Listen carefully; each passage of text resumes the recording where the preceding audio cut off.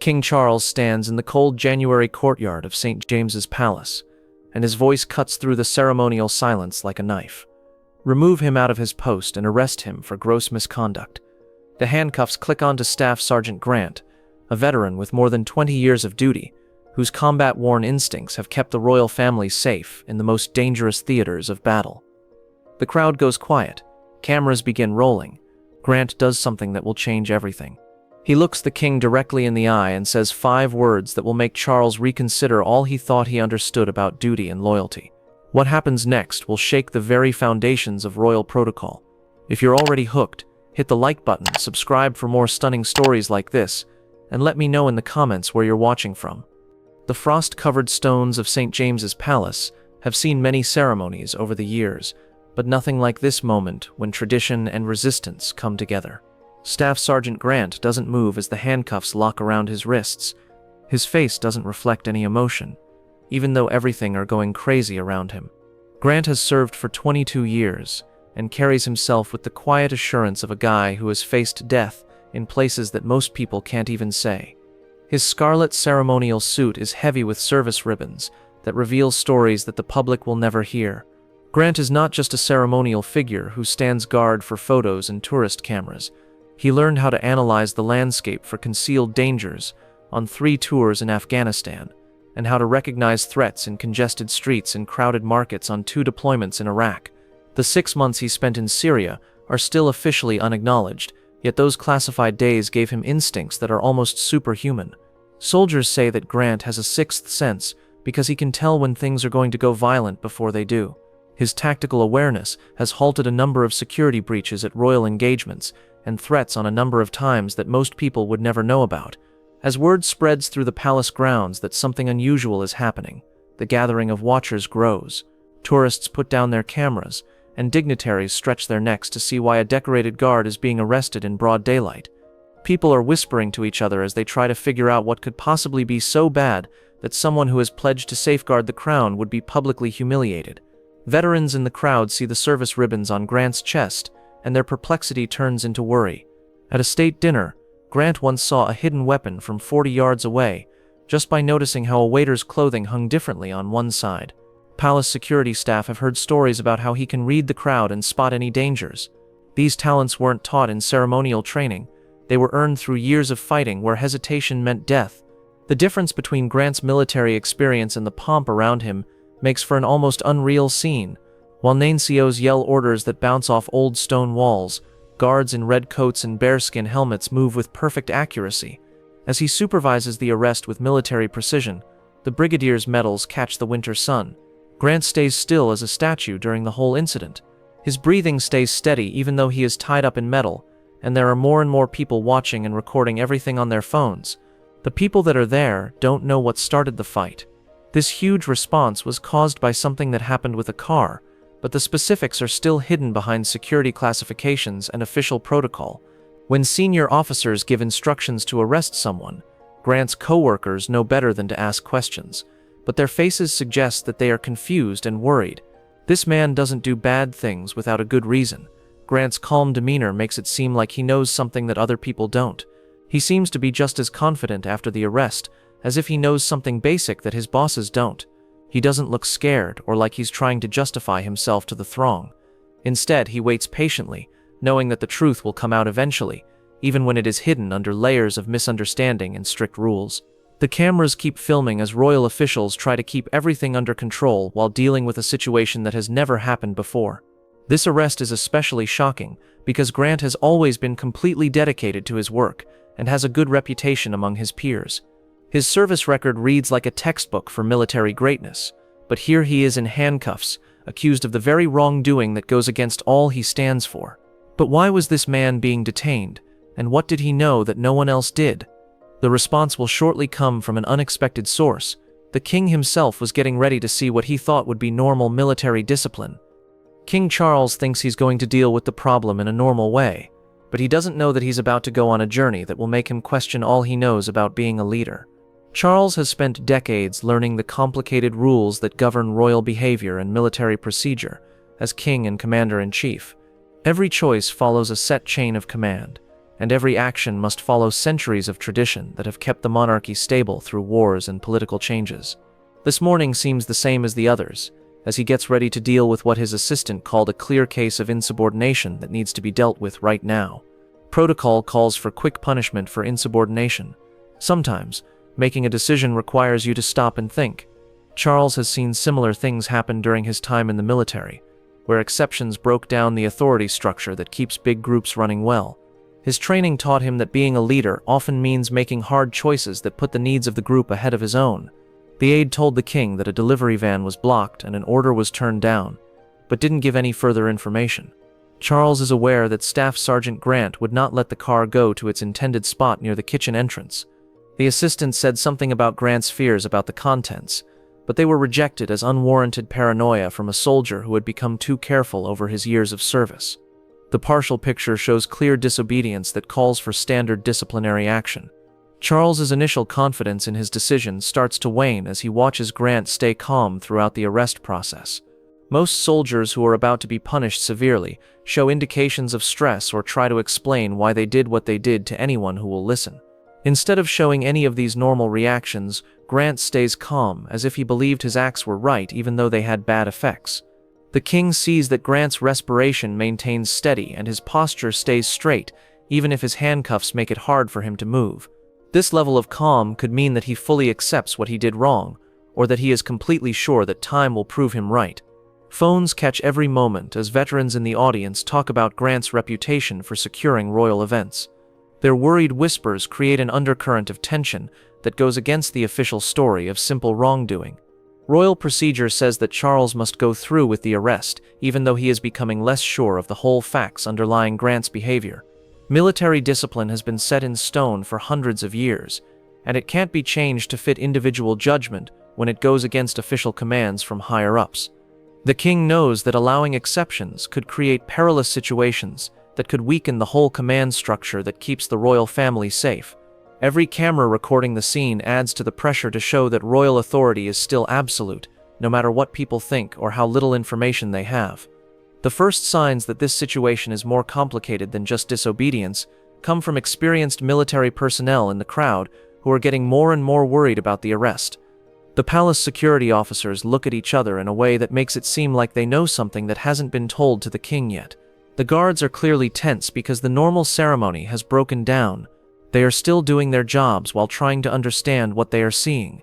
As Charles processes the visual evidence in front of him, it becomes clearer that he has doubts about the situation even though he is in charge of it. Grant's complete lack of panic or desperation implies that he knows something that other people don't.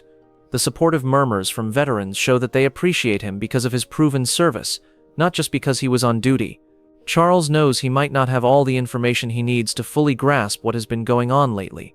The king is at a crossroads between strict rules and gut feelings.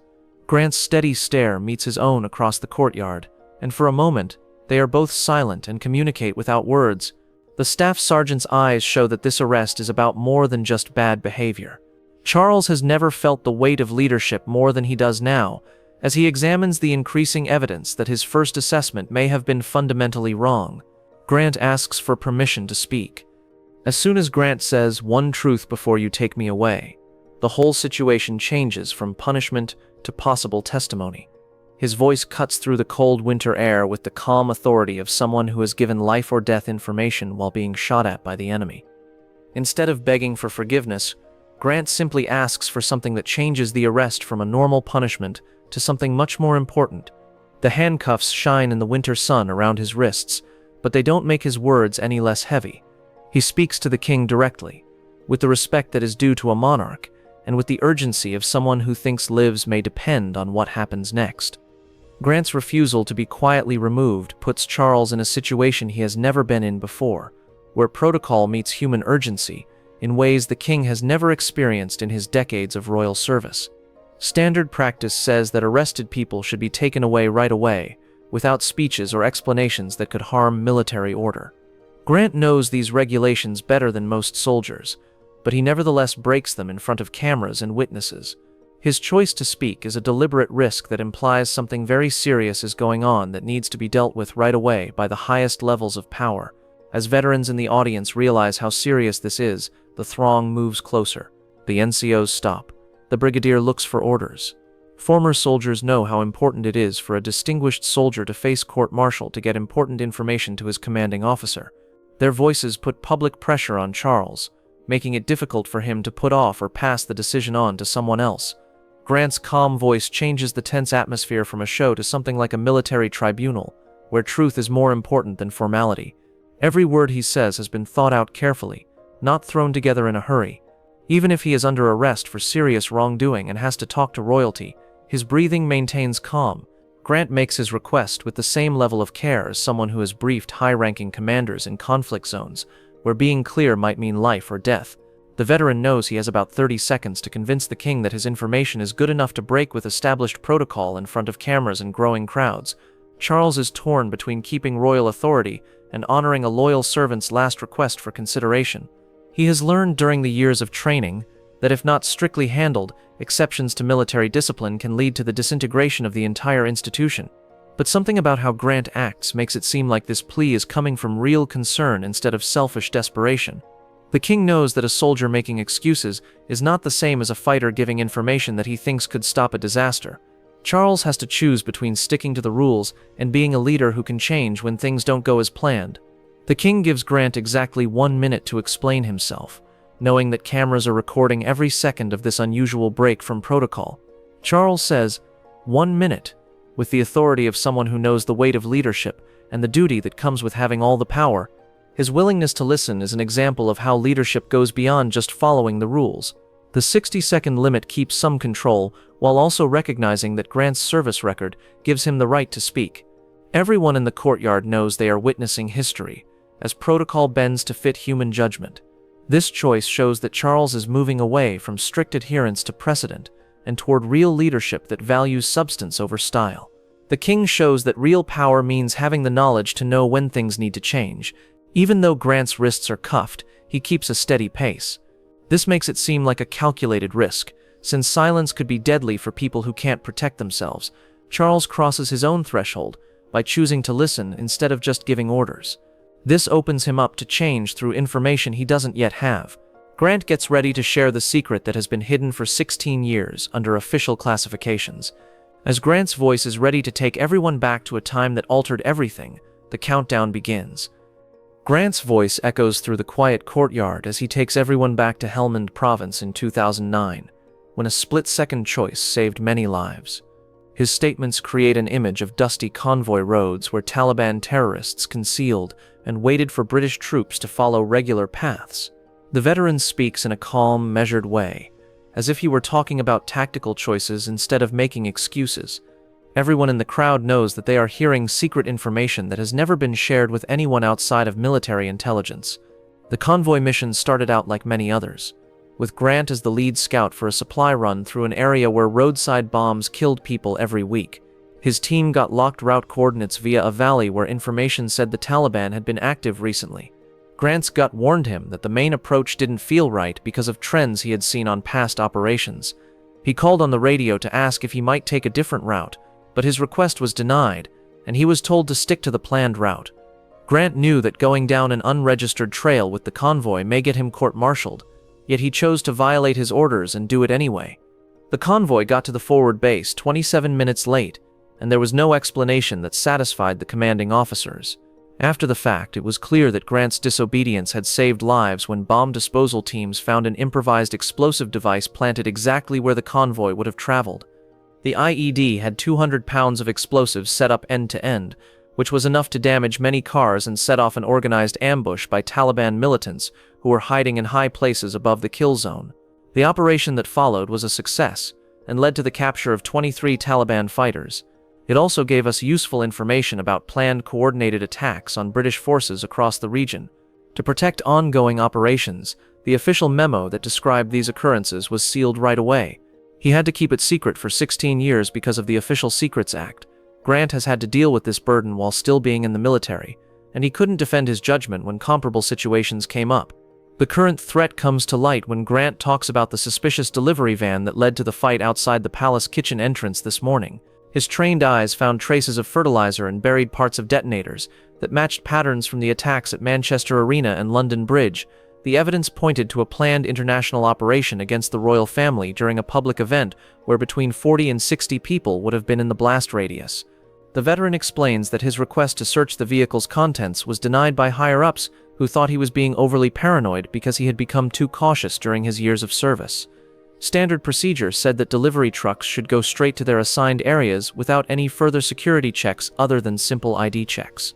Grant's emphasis on a comprehensive inspection went against established rules that put efficiency ahead of what his bosses thought were unnecessary delays. His refusal to let the van go without proper screening set off a chain of events that led to his arrest for gross misconduct.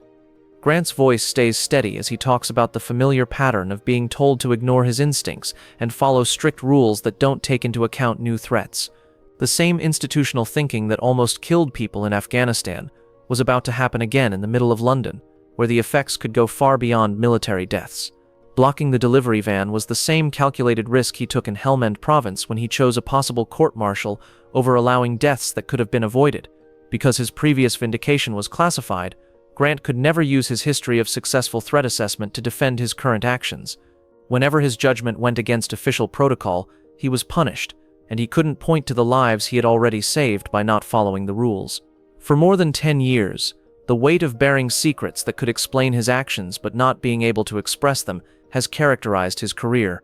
King Charles thinks about how big what his guard has said is as the courtyard goes utterly silent around them. When Charles learns that Grant's guard wasn't going against orders, but instead stopping a lot of deaths with the same skill that saved British soldiers 16 years ago, the weight of the news hits him like a physical blow. The king is locked in place as the fog of fresh awareness hides familiar signs of military protocol.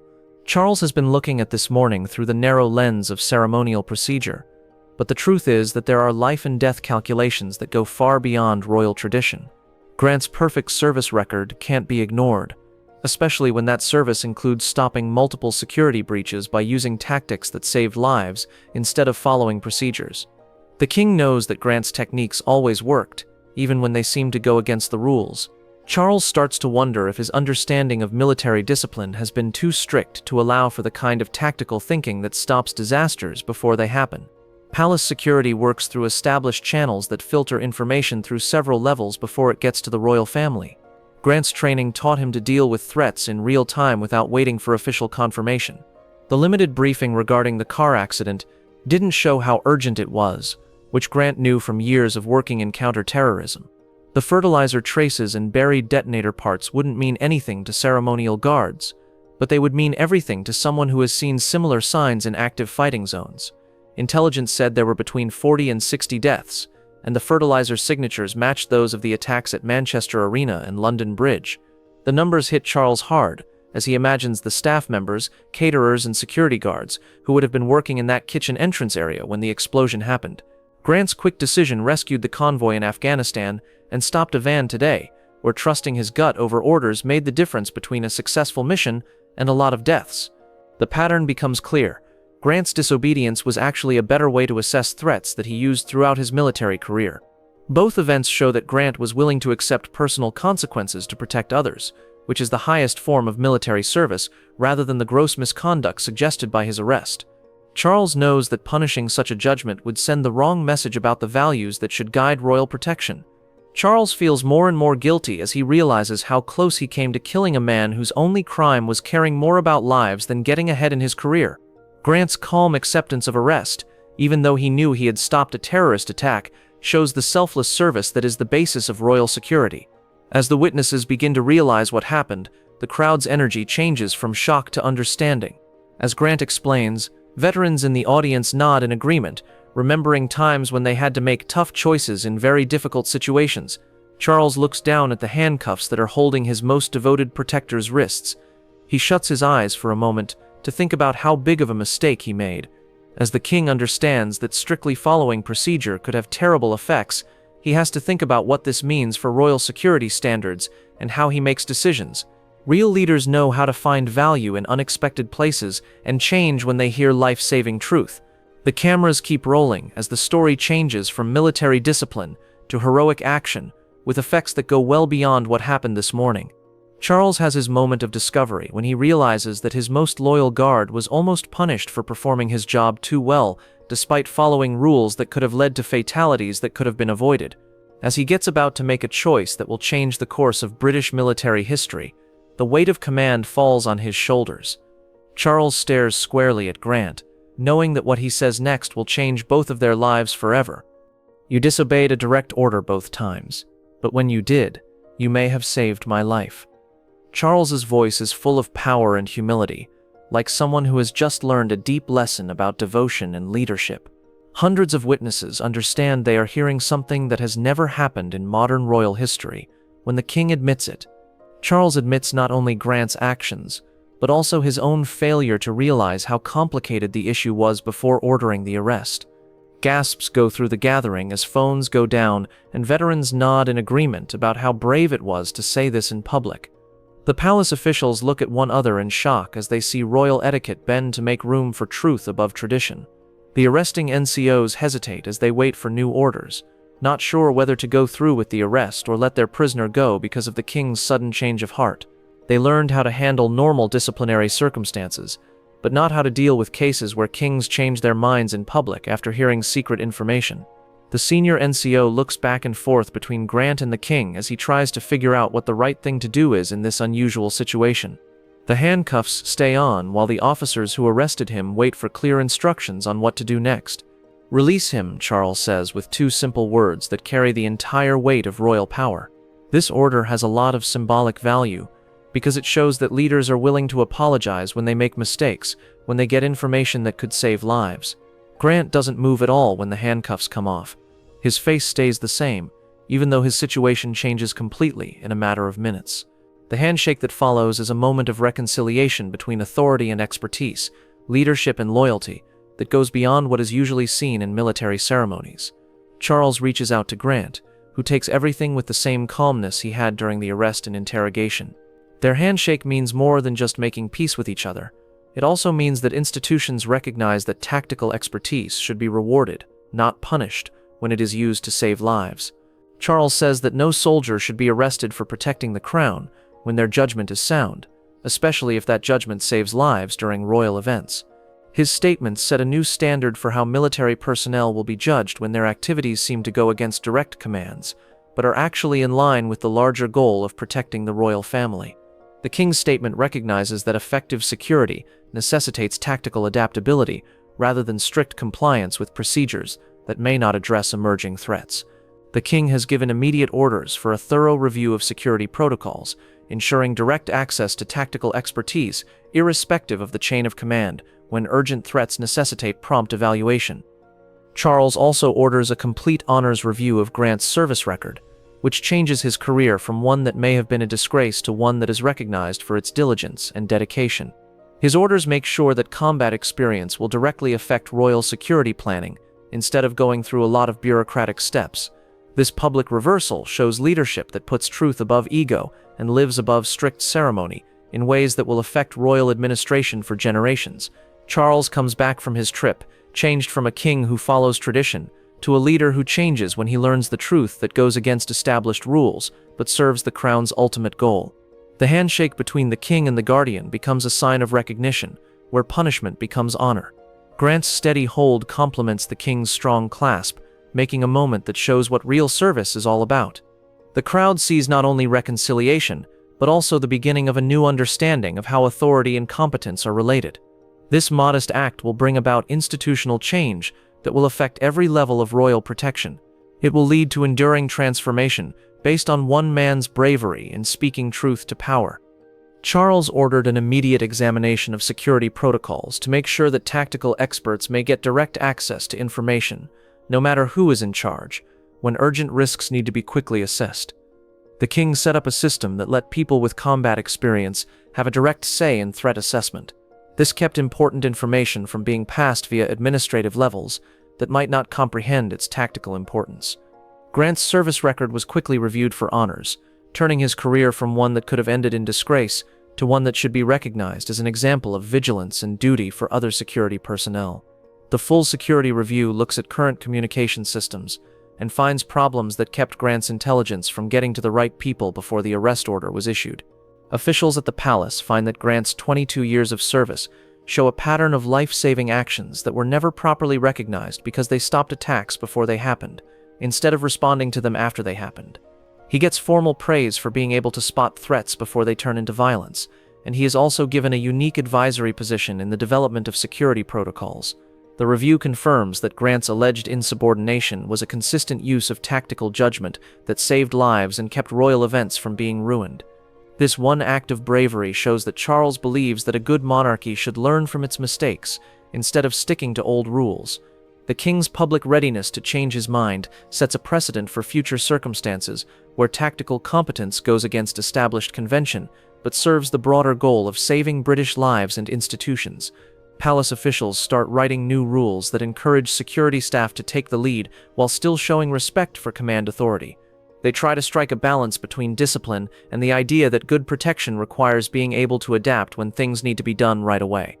Retired General Morrison, who saw the events, describes how he admired how both men acted under such extreme pressure. A veteran in the crowd thanks Charles for being prepared to admit that military knowledge was important, even when it went against royal authority. Sarah Chen, a tourist who filmed the whole fight on her phone, later tells reporters that she saw something that altered her mind about what real leadership is. Their testimonies spread through social media, helping more people understand the difficult choices that have to be made to keep the royal family safe in a time of changing threats. Grant goes back to his post, still silent and watchful, but now seen as the guardian he has always been, instead of the disobedient soldier he seemed to be before the truth came out. His co-workers now respect him more because they understand that his tactical awareness has kept them all safe during years of duty that they never fully understood. Grant continues to act professionally, just like he did during the detention and interrogation. This shows that recognition does not change his basic devotion to service. He keeps looking at crowds and judging possible threats with the same intensity as before, but now he knows that his judgment is backed by the institution. The change goes beyond personal recognition to basic questions about how institutions balance established procedure with life-saving expertise. Charles's public reversal shows that wisdom means listening to knowledge no matter where it comes from, especially if that knowledge goes against what you think you know about authority and convention. The new paradigm rewards bravery and knowledge over following the rules, which leads to transformation that values content over appearance. Knowledge altered power, and leadership shifted to accept the truth that may save lives. Grant's consistent presence at his post is more than just personal vindication. It shows that institutions recognize that the best ideas often emerge from unexpected places. He was willing to put everything on the line for what he thought was right, and that made a difference that will last and protect future generations. The fight in the courtyard showed important realities about the relationship between power and expertise, as well as between following orders and following your conscience when lives are at stake. A king's perspective changed in just 1 minute and one truth. Charles learned that true leadership includes listening to experts when they disagree with authority, especially when lives rely on getting it right. Grant's bravery in telling the truth to those in power led to changes that will safeguard others who work with the same dedication. True authority means having the insight to change course when given facts that could save lives, instead of defending choices that could cost lives. People who are closest to the danger and know about threats that others might not take seriously frequently have the best ideas. When has obeying orders gotten in the way of saving lives? Let us know in the comments. If this moved you, please like it and tell us who else should hear it.